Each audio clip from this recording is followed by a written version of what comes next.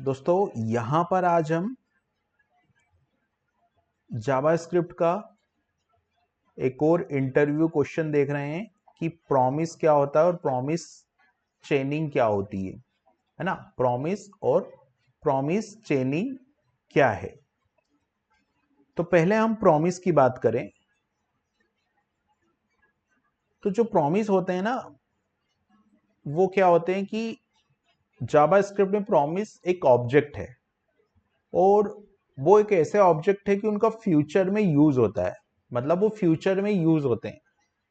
जिसे आपने कोई एपीआई कॉल दिया, फेच एपीआई के थ्रू आपने कोई एपीआई कॉल की, अब सर्वर तक रिक्वेस्ट जाएगी, फिर सर्वर पे रिक्वेस्ट एग्जीक्यूट होगी, फिर रिस्पॉन्स आएगा। तो वो रिस्पॉन्स पॉजिटिव भी हो सकता है और ऐसा भी हो सकता है कि कोई एरर आ जाए वहां पे। तो इस तरह की जो रिक्वेस्ट होती है वो प्रॉमिस से हैंडल की जाती है। इसलिए जावास्क्रिप्ट के अंदर बोला जाता है कि जो प्रॉमिस होते हैं वो असिंक्रोनस ऑपरेशन को फुलफिल करते हैं। मतलब प्रॉमिस की हेल्प से हम लोग, प्रॉमिस वो कंसेप्ट है जिसकी हेल्प से हम लोग असिंक्रोनस ऑपरेशन को यहाँ पे फुलफिल करते हैं।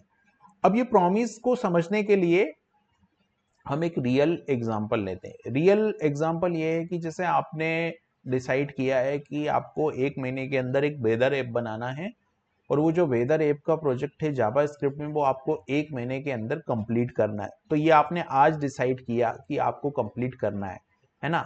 लेकिन क्या होगा कि या तो वो प्रोजेक्ट आपका कंप्लीट हो जाएगा, फुलफिल हो जाएगा, विद इन एक महीने आप उस प्रोजेक्ट को कंप्लीट कर लोगे तो आपका प्रॉमिस फुलफिल हो गया, और नहीं तो जो प्रॉमिस है आपका वो रिजेक्ट हो जाएगा। किन्हीं कारणों की वजह से अगर आप उसको नहीं कर पाए तो वो प्रॉमिस जो है वो आपका रिजेक्टेड हो जाएगा।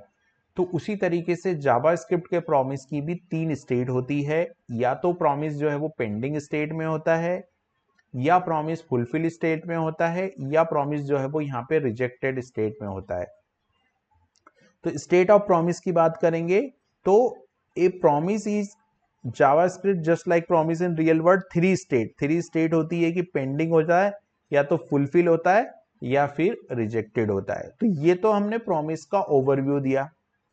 अब प्रॉमिस को एक एग्जांपल कोड से हम समझते हैं और हम उसमें ये भी देखते हैं कि प्रॉमिस चेनिंग क्या होती है। ये तो हमने प्रॉमिस के बारे में थ्योरेटिकली बताया, इंटरव्यू में किस तरीके से यूज होता है। और इसमें ऐसे क्वेश्चन भी होते हैं कि आउटपुट गेस करने वाले क्वेश्चन भी आते हैं। तो उसमें से एक आउटपुट गेस करने वाला क्वेश्चन भी हम लोग यहाँ पे देखेंगे। पहले हम लोग ये देखते हैं कि प्रॉमिस का कोड किस तरीके से लिखा जाता है। तो देखिए यहां पर एक फेच मेथड मैंने कॉल किया। अब इस फेच मेथड में क्या हो रहा है यहाँ पर कि ये जो फेच मेथड है, इस फेच मेथड में यहाँ पे एपीआई कॉल हुआ और इस एपीआई को डॉट देन यानी कि जो रिस्पॉन्स आया, तो ये जो डॉट देन यहाँ पे लिखा है मैंने, इस देन यहाँ पे दो दो देन मैंने लिखे हैं, राइट। तो जो लाइन नंबर सेकेंड के डॉट देन का जो रिजल्ट है वो लाइन नंबर 3 के डॉट देन के लिए एज ए इनपुट जाएगा। यानी कि पहले वाले प्रॉमिस का जो रिजल्ट होता है वो दूसरे वाले प्रॉमिस के लिए एज ए इनपुट का काम करेगा डॉट देन। तो उसको हम लोग बोलते हैं प्रॉमिस चेनिंग। फिर यहाँ पर आता है डॉट केच। तो डॉट केच जो होता है, अगर आपको ये एरर आती है तो वो डॉट केच से हैंडल की जाती है। तो इस तरीके से प्रॉमिस को कॉल दिया जाता है। जो फेच मेथड होता है, फेच एपीआई का जो मेथड होता है जावास्क्रिप्ट के अंदर, वो हमको यहाँ पे प्रॉमिस जो है वो रिटर्न करता है। अब ये तो हमने एक एग्जांपल देखा प्रॉमिस का। अब हम देखते हैं गेस द आउटपुट वाला क्वेश्चन, क्योंकि प्रॉमिस जो होते हैं वो असिंक्रोनस मोड में चलने वाले फंक्शंस होते हैं। तो जब असिंक्रोनस मोड में चलते हैं तो इसको इवेंट क्यू इसको पूरा मैनेज करता होगा, राइट। तो इसका एक एग्जांपल हम देखेंगे और उसमें हम लोग एक इवेंट क्यू का पूरा एग्जीक्यूशन देखेंगे कि इवेंट क्यू किस तरीके से काम करती है। तो देखिए यहाँ पर एक एग्जांपल है और इस एग्जांपल में हमको इसका आउटपुट बताना है कि इसका आउटपुट क्या आएगा यहाँ पे। तो इसका आउटपुट कुछ ऐसे आएगा। यहाँ पर देखिए, यहाँ पर F1 फंक्शन कॉल हुआ। तो सबसे पहले तो ये F1 कॉल हुआ, F1 जाएगा यहाँ पे कॉल स्टैक के अंदर, कॉल स्टैक इसको एग्जीक्यूट करेगा F1 को।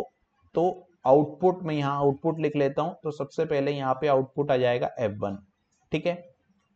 फिर कंट्रोल यहाँ पर जाएगा और कंट्रोल देखेगा कि ये सेट टाइम आउट है। Set time out direct call stack में नहीं जाएगा, ब्राउजर एपीआई से सेट टाइम आउट को लेगा सिस्टम। फिर ये यहां से हट जाएगा और जो सेट टाइम आउट है वो जाएगा आपका टास्क क्यू के अंदर, ठीक है।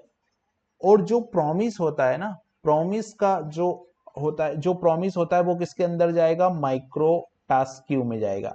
अब माइक्रो टास्क क्यू में क्या होता है कि इसकी प्रायोरिटी हाई होती है, यानी कि मैं ऐसा बोल सकता हूँ कि इसकी P1 प्रायोरिटी होती है कि सबसे पहले इसको एग्जीक्यूट करना है। तो ये हमारा सेट टाइम आउट यहाँ पे चला गया, सेट टाइम आउट यहाँ चला गया, यहाँ पे अब जो है हमारा F1 आ गया, और ये जो प्रॉमिस, फिर कंट्रोल यहाँ पे गया, तो यहाँ पे कंट्रोल ने देखा कि ये डॉट देन लगा है। देखिए ये डॉट देन जो होता है ना, ये डॉट देन ही असिंक्रोनस होता है, ये असिंक्रोनस नहीं होता। तो डॉट देन जो है वो कहाँ चला जाएगा, डॉट जो प्रॉमिस है वो कहाँ जाएगा, ये आ जाएगा माइक्रो टास्क क्यू के अंदर आ जाएगा, ठीक है। फिर कंट्रोल इससे आगे जाएगा, कंट्रोल इससे आगे जाएगा, तो ये वाली जो लाइन है आपकी प्रॉमिस रिजोल्व वाली जो लाइन है, इसके बाद ये F2 चलेगा। तो F2 एक नॉर्मल फंक्शन है, तो यहाँ पर F2 कॉल स्टैक में चला जाएगा और F2 एग्जीक्यूट हो जाएगा, तो इसके आउटपुट में यहाँ पे आ जाएगा F2। अब जब ये सारी चीज आ जाएगी तो यहाँ पर क्या होगा कि ये जो आपका कॉल स्टैक है, कॉल स्टैक में अभी कुछ बचेगा नहीं, कॉल स्टैक खाली हो जाएगा। कॉल स्टैक में कुछ क्यों नहीं बचेगा, कॉल स्टैक में कुछ भी इसलिए नहीं बचेगा क्योंकि यहाँ पे सब चीज कॉल हो गई। तो ये इवेंट क्यू क्या करेगा कि इस प्रॉमिस को यहाँ से उठाएगा और कॉल स्टैक में भेज देगा। जब ये कॉल स्टैक में भेज देगा तो ये एग्जीक्यूट होगा, मतलब ये वाला प्रॉमिस एग्जीक्यूट होगा, ये एग्जीक्यूट होगा तो यहाँ पर as a promise console log हो जाएगा, तो यहाँ पर प्रॉमिस आउटपुट में आ जाएगा, ठीक है।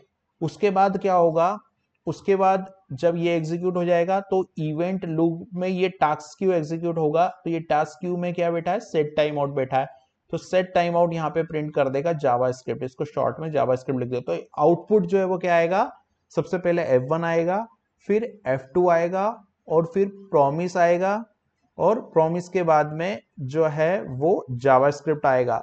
तो देखिए यहाँ पर एक इंटरव्यू क्वेश्चन ये भी है कि जो प्रॉमिस होता है ना, प्रॉमिस वाले जो प्रॉमिस होता है वो माइक्रो टास्क क्यू में जाता है, और जो माइक्रो टास्क क्यू होती है उसकी प्रायोरिटी सबसे ज्यादा हाई होती है। तो जावास्क्रिप्ट में जो लूप होता है ना, इवेंट लूप जो होता है वो मैनेज करता है इस पूरी क्यू को। तो सबसे पहले जो क्यू पे वर्क होता है वो इस पे होता है, और उसके बाद में फिर टास्क क्यू पे होता है।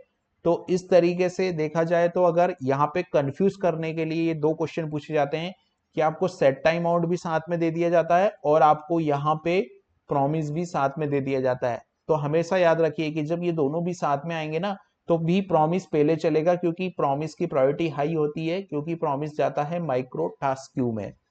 उसके बाद एक चीज और आपने यहाँ पे नोटिस की है कि यहाँ पे 0 पास कर दिया, भले यहाँ पे 0 पास हो, लेकिन ये चूंकि असिंक्रोनस मोड में चलने वाला फंक्शन है तो ये टास्क क्यू में जाएगा ही जाएगा।